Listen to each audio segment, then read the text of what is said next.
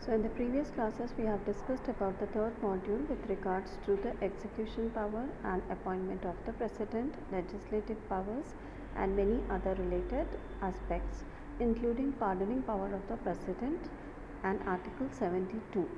Now why this pardoning power is granted to the president? There are various reasons behind having granted this kind of the power to the president of India. To correct a judicial error, for example, an error has been incurred in giving a punishment or any such kind of the thing, for that a judicial error correction, this kind of the power is given to the President of India. For giving relief from an unduly harsh sentence, sometimes the sentence which is given to the person who is under the sections is very harsh and he deserves a sympathy. So for that also president has got through government this power of pardoning. This pardoning power is independent of judiciary. It is not a judicial action but the executive action, but while exercising this power the president does not sit as a court of appeal. Now, while giving this pardoning power, he just issues a paper wherein he will write the details and it goes to the concerned authority. He need not sit throughout the session. This pardoning power includes pardon, that is completely absolution from both of the sentence as well as the conviction. That is a complete dismissal of the penalty case or kind of the conviction on a accused. Commutation, that is the sentence is commuted to a lesser sentence. So change of the nature of sentence from the rigorous punishment of 20 years to maybe 4 years, or from the penalty of 1 lakh to 1000 or such cases. Example, a rigorous imprisonment of 7 or 10 years can be changed into simple imprisonment of 5 to 6 years, etc. Remission, reduction in the period only. Sentence can be reduced without changing the nature.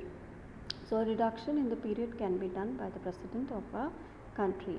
Respite, respite is the relief, awarding a lesser sentence on some special ground, for example disability of convict, pregnancy of a woman offender, etc. In certain cases some kind of the relaxation can be given to the prisoner. Reprieve, that is stay for a temporary period. Stay of the execution of the sentence for a temporary period is provided to enable the convict apply for pardon or commutation from the president. So there is a kind of a relief given here again for a temporary period by the President of India of prolonging the kind of the punishment, etc., or reducing the kind of the punishment. Principle laid down by the Supreme Court. Petitioner has no right of the oral hearing. So there is no right of the petitioner for the oral hearing here. It's a principle which is laid down by the Supreme Court.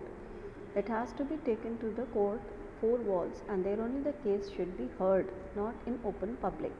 The President can examine the evidences afresh and take a different view from the court. Power to exercise on the advice of the Union Cabinet. There is a power to exercise advice on the Union Cabinet also with the President of our country. The President is not bound to give reasons for his decisions. He can also give relief for both the harsh sentence or an evident mistake committed. No specific guidelines by the Supreme Court for the exercise of the power of the President is specified, not subject to judicial review except decision is arbitrary, irrational, malified or discriminatory. So there is no need of a special judiciary case to review the kind of the decision given by the Supreme Court unless until there is a need of discrimination or there is some doubt. If earlier petition has been rejected, then also there comes a doubt for such reviewing of the cases. Difference or distinction between the pardoning, power of president and power of the governor. So the two supremacies here, president and the governor, they have got a differences in the pardoning system. Under Article 161, pardoning of the power of the governor is defined as pardoning power of the governor, which is same as president except in 2 cases. One is a death sentence and another is a court martial. So here the powers differ from governor to president. Process of granting pardon in India. The process starts with filling a mercy petition with the President under the Article 72 of the Constitution of India. Such petition is then sent to the Ministry of Home Affairs and the central government for the consideration. The above mentioned petition is discussed by the Home Ministry in consultation with the concerned state government, and after consultation recommendations are made by the Home Minister, and then the petitioner is sent back to the President. Pardoning power under judicial review. There has always been a debate as to whether the power of the executive to pardon should be subjected to judicial review or not.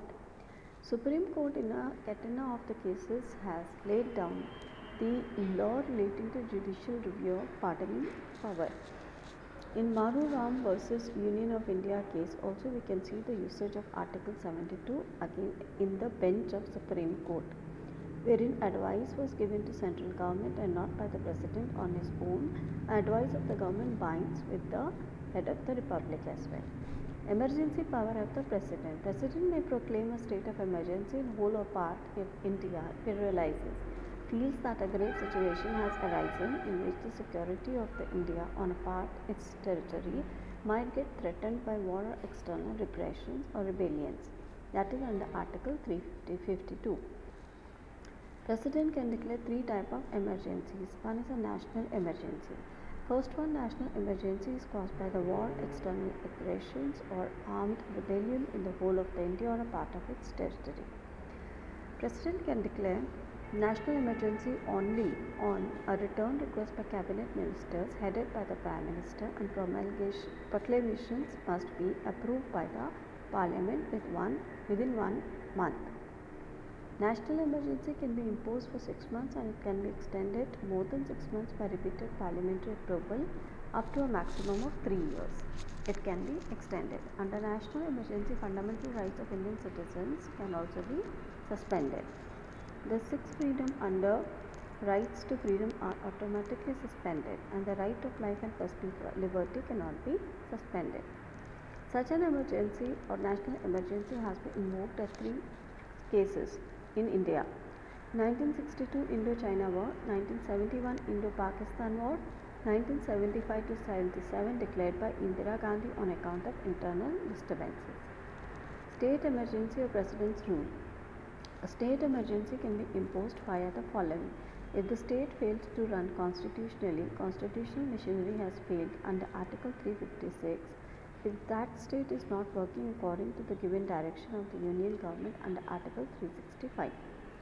Such an emergency must be approved by Parliament within a period of 2 months.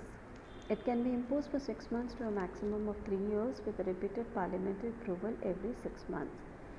If needed, emergency can be extended for more than 3 years. By the occasionally, you can see it's a constitutional amendment. For example, in the case of Punjab and Jammu Kashmir, during such as emergency, the governor administers the state in the nature of the president. The legislative assembly can be dissolved as well and suspended at the same time. Money bills have been referred to the parliament for approvals. So that's all for students today. We'll continue in the next class tomorrow. Thank you.